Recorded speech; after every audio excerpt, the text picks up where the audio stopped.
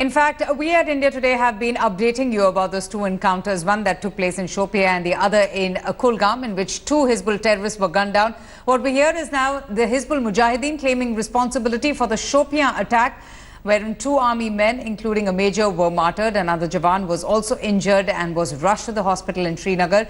Encounter started this morning when three terrorists were holed up in a village and they opened fire at the security forces during the search and cordon operation. A joint team of the army, the CRPF and the Jammu and Kashmir police launched this operation after receiving a tip-off of the presence of the three terrorists in the area.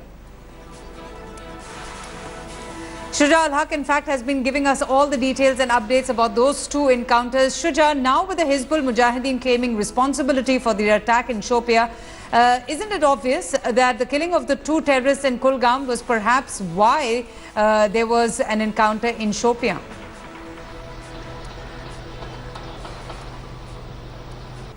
Shuja?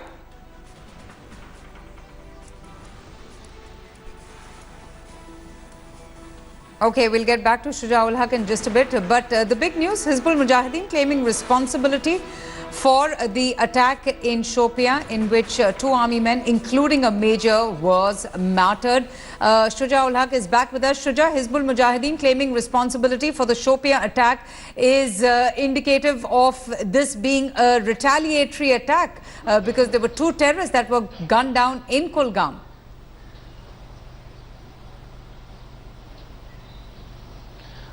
Well, Avantika, one really can't rule that out. But having said that, it's also a fact that the Hizbul Mujahideen outfit has been one of the most active outfit in these areas of South Kashmir, Pulwama, Shopian. Here the facts were that the security forces had mounted operations against them. Even in Shopian, it was an operation that was mounted against the these militants. There was a specific information, and this joint party of security forces was sent to the spot. But the moment they reached, it seemed that the militants, got that element of surprise over the security forces, and they fired first. And it was in the initial bout of firing that these three, army soldiers were injured, out of which two later on succumbed to the injuries. Okay. The area is still being sanitized and searched, but there are reports that the militants might have managed to escape, taking the advantage of that intense firing as well as darkness at that point of time.